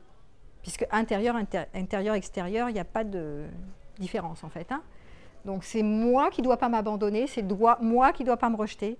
Rejeter mon enfant intérieur, m'abandonner moi-même, m'oublier, me sacrifier, imaginer que je ne sais pas faire. Voilà. C'est ce travail-là qui est un travail sur un travail de thérapie en général pour augmenter vos options, élargir vos options. Arrêtez de voir comme des enfants, quoi. Ce postulat qui consiste à dire j'ai besoin d'être aimé, j'ai besoin d'aimer pour exister ou j'ai besoin d'être aimé pour me sentir bien, il doit être visité en tant qu'adulte. Parce qu'il est sympathique tant qu'il marche bien, donc c'est fluide, l'idée étant de ne pas s'en passer. Quand c'est pas fluide la relation, c'est pas une bonne idée de le rester en mode je suis sûre que c'est vrai que j'ai besoin d'être aimé, que j'ai besoin d'aimer, je suis sûre que c'est vrai. Parce que cette affirmation, vous y croyez tellement dur comme fer qu'en fait ça vous ruine vos relations, étant donné que vous vous dites mince, là je suis dans une relation pourrie, toxique ou qui me fait souffrir, mais qui d'autre va m'aimer à part lui ou elle sur lequel j'ai consacré 10 ans de ma vie ou que j'ai surinvesti, qui j'ai quelques amis, mais mes amis, quand je suis grand, je ne suis plus comme à la cour de récré. Hein. Quand je suis grand, j'en ai moins, parce que j'ai passé mon temps en couple, donc j'ai moins d'amis, je sais moins m'en faire, j'ai plus appris à m'en faire, j'ai plus trop d'activités, j'ai tout fait avec l'autre. Donc du coup, je suis mal en point, quoi. Vous voyez ce que je veux dire? Donc du coup, votre constat là qui est « mais comment je vais faire? J'ai besoin d'être aimé, moi. Je ne peux pas être tout seul, moi. Comment je vais faire, moi ?» On parle d'un enfant. Hein. Et du coup, ça vous fout en l'air. C'est pas aidant. Par contre, ce postulat, j'ai besoin d'aimer, d'être aimé, quand vous êtes dans des relations sympathiques, fluides et nourrissantes, gardez-le, puisque ça vous fait du bien. Donc il n'y a aucun problème avec les systèmes de croyances tant qu'elles vous font du bien. Elles sont pénibles quand elles sont limitantes et qu'elles ne vous arrangent pas la vie, en fait. D'accord? Voilà. Donc, sur ce, l'adulte que nous sommes doit non seulement augmenter ses compétences, mais trouver le moyen d'arrêter de croire à ce truc de nécessité, de besoin d'être aimé. Ou d'aimer, pareil, parce qu'il y en a qui aiment, parce que voilà, ils veulent aimer, parce que comme ça, ils se sentent vivants. Donc, c'est quoi aimer, être aimé? C'est quoi l'amour? Alors ça, c'est une question qu'on n'arrête pas de me poser toutes les... Mais alors, Véronique, c'est quoi l'amour? Puisque vous avez tellement l'air de parler que la solitude, c'est bien, machin, tout ça, qu'il faut aller vers la solitude, que c'est la porte, qu'il n'y a pas d'amour là-dedans. Bon, alors, j'ai jamais dit ça. Je n'ai pas dit qu'il n'y a pas d'amour et qu'il n'y a pas l'idée d'aimer. Mais déjà, quand on s'aime davantage soi-même et qu'on ne reste pas dans des relations maltraitantes ou malfaisantes, déjà, on va mieux. Déjà, on a plus de fluidité avec soi et avec la vie en général. Donc, on ne se maltraite plus. Déjà, ça va mieux. D'accord? On aime plus la vie, on la goûte mieux aussi. Voilà. On ne se sacrifie plus sur l'autel. Tout ça pour quelqu'un nous aime. Voilà. C'est plus Roméo et Juliette. Là, on arrête l'histoire. Ou Tristan et Iseult, on arrête les conneries. Donc, ça, c'est petit 1. Et petit 2, cette croyance qui doit s'arrêter à un moment donné chez l'adulte, qui est « je n'ai pas besoin d'aimer et d'être aimé », elle peut être vécue que si... pour moi, ça a été vécu que dans le champ de la spiritualité. Parce que le champ de la thérapie, c'est super, ça ouvre des options.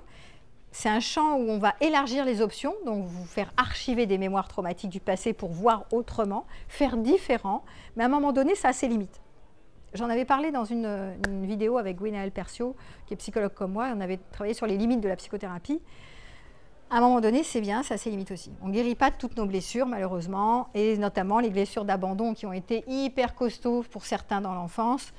Elles vont quand même être installées, réinstallées, même un peu revisitées à chaque fois, même si c'est moins stimulant. Vous allez quand même avoir ce truc qui va réémerger dès qu'on touche, dès qu'on appuie un peu sur le bouton. Malheureusement, c'est comme ça. C'est le disque dur. Ne déformate pas comme ça en 10 minutes. C'est le chemin d'une vie, d'accord? Et donc, ça va être, en tout cas c'est mon expérience, ça a été le chemin vers les enseignements spirituels, qui ne sont pas des enseignements religieux, hein, qui va visiter cette croyance, qui va amener le chemin de voir que la réalité du relatif, qui est le jeu de la séparation, qui est toi c'est toi, moi c'est moi, et nous sommes deux personnes différentes, va se réorganiser sur un autre plan quand on touche ce qu'on appelle l'éveil ou quand on touche le fait qu'on n'est pas ce qu'on croit être, c'est-à-dire ce qu'on appelle, c'est pas notre véritable nature de se croire, de se prétendre être quelqu'un qui est séparé de quelqu'un d'autre. Ça, c'est notre réalité ordinaire, et ce qu'on va appeler le plan relatif. Donc ça, c'est relatif.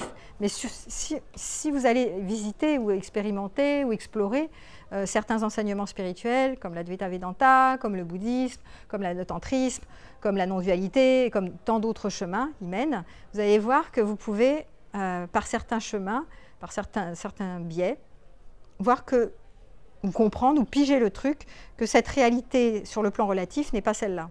Il y en a une autre, qui est à découvrir. Bon.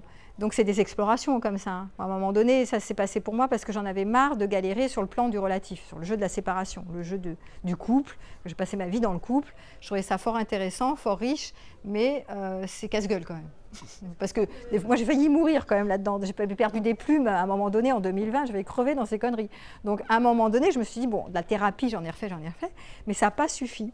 Pour vraiment enrayer de manière radicale cette histoire de gérer la solitude et d'arrêter de croire que j'ai besoin d'aimer, d'être aimé pour être bien. Donc, ne plus manquer de rien, ne plus manquer d'amour, ne plus croire... C'est pas du détachement, parce que je continue d'aimer, d'être aimé, je continue tout, il n'y a rien qui s'arrête. Je ne change pas ce que je suis. Mais j'arrête de croire qu'il me manque quelque chose, qu'il me manque quelqu'un pour être heureuse, que dans le futur, si je n'ai pas un couple, si je n'ai pas une relation, si je n'ai pas des amis, si je n'ai pas tati, tata, n'importe quoi, alors je vais être mal. Non, j'arrête de croire à ça, parce que ceci, sur un autre plan, sur le plan de l'absolu, sur le plan de l'unité, ça n'existe pas.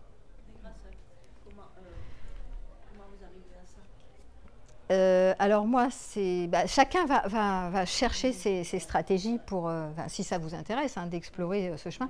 Je vais interviewer demain deux personnes que j'admire beaucoup, qui sont très pédagogues sur cette question de l'éveil et la cessation du sentiment de séparation et du coup de la cessation du sentiment de se sentir seul et de ne pas gérer ce vide panique.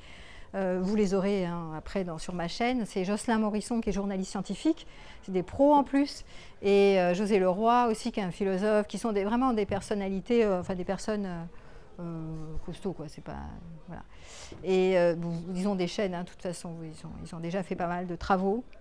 Et je suis très contente de les interviewer parce que ça va asseoir aussi ce que je suis en train de dire, parce que c'est assez magique. C'est comme un tour de passe-passe, c'est-à-dire qu'il y a la réalité ordinaire sur le plan relatif et il y a le plan absolu. Donc c'est une autre réalité, c'est une autre vérité, c'est autre chose. Et c'est assez magique parce que ça cesse radicalement de croire qu'on a besoin d'aimer, d'être aimé. Et quand ça s'installe, à un moment donné, tu ne peux plus y croire. Il y a des stimulations, on peut te stimuler, tu as tes mémoires qui arrivent, mais tu ne peux plus, moi je ne peux plus alimenter l'histoire que ceci est vrai, qu'il va me manquer quelqu'un et que je vais être seule et que ça va être la fin du monde et que c'est la catastrophe et que petit patin, patin, couffin. Non, ça s'arrête parce que tu vois les pensées arriver, ces pensées du passé qui se projettent dans le futur et tu ne peux plus y donner cours. Tu les vois et tu ne peux plus les faire, c'est-à-dire t'identifier à ces pensées. Ce sont des commentaires, c'est des pensées, c'est des croyances. Tu vois la croyance et tu reviens ici. Tu dis mais non, c'est une pensée. Mais une pensée, c'est une pensée, c'est pas une vérité, c'est une pensée. Donc c'est tellement important de questionner nos systèmes de pensée et de croyances parce qu'elles nous foutent en l'air quand on y croit. On y adhère en fait et on part dans une histoire, mais c'est une histoire. Donc à un moment donné, le plan de l'absolu, c'est le plan de l'unité. Donc c'est aussi le plan où il n'y a pas d'enjeu de séparation. Donc en fait, on revient beaucoup à cette présence qu'on appelle la présence, la présence pure, la pure conscience, la pure présence. Et dans cette présence qui se trouve toujours dans l'ici et maintenant, où on voit les pensées apparaître, les images, les sensations, et tout apparaît dans le champ de la conscience, mais ce qui apparaît n'est pas pris pour quelque chose de plus ou mieux. Il n'y a pas d'agrippement sur une pensée particulière, il n'y a pas d'agrippement sur une sensation particulière. Voilà, les choses vont et viennent. On va dire, il y a un nuage qui passe, comme en méditation, le nuage, il passe. Mais tu ne t'agrippes pas. Parce que le champ de nos pensées, c'est des champs d'identification. Ce qu'on appelle l'identification, c'est qu'on va agripper la pensée. Par exemple, la pensée de l'abandonnique, c'est « j'ai tellement besoin de l'autre ». C'est tellement chouette quand il me prend dans les bras, quand je fais de l'amour avec lui, que je veux y retourner, je ne peux pas m'en passer, c'est tellement chouette, j'en ai tellement besoin. Ok, bon, très bien. C'est une pensée, et c'est une mémoire, c'est une sensation qui apparaît. Mais la pensée, si tu t'y agrippes pas, elle ne fait que passer. Si tu reviens dans l'ici et maintenant, il se passe autre chose. Mais tu n'es pas disponible si tu passes ton temps à commenter le truc et à y croire. Tu es dans la pensée, tu n'es pas là. Mais là, il se passe des choses. Mais c'est ces choses qu'on se raconte, c'est pour sécuriser. C'est ça. Mais vous avez vu que l'abandonnique a un fort sentiment d'insécurité. Donc, il faut travailler en parallèle sur augmenter ton sentiment de sécurité intérieure.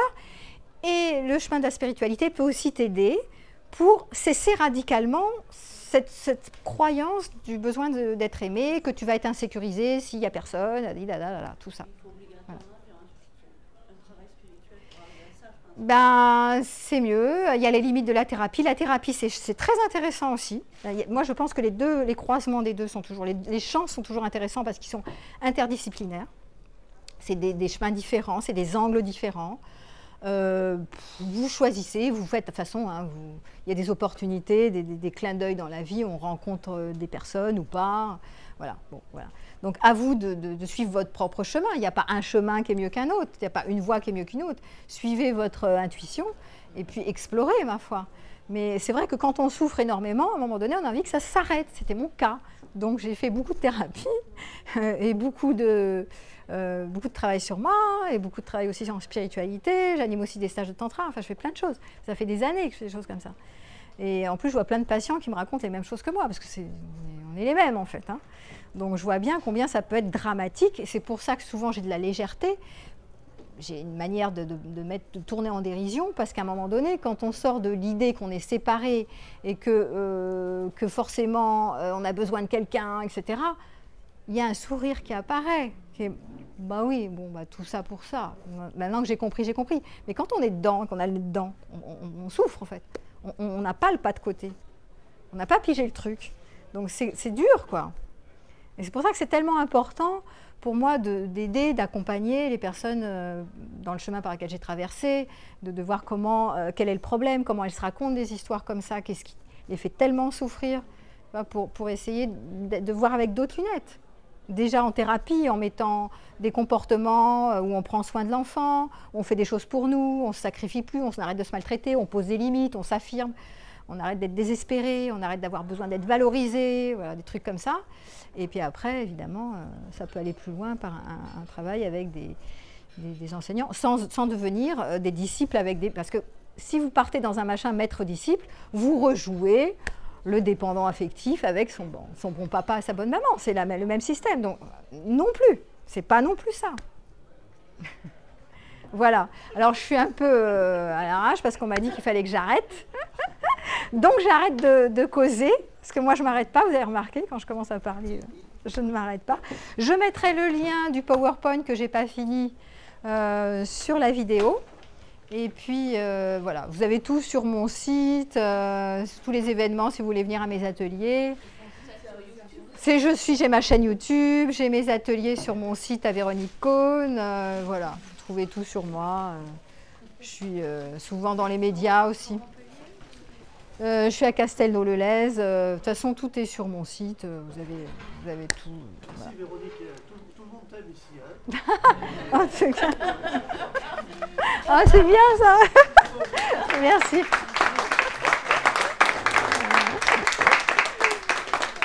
Ouais, on coupe.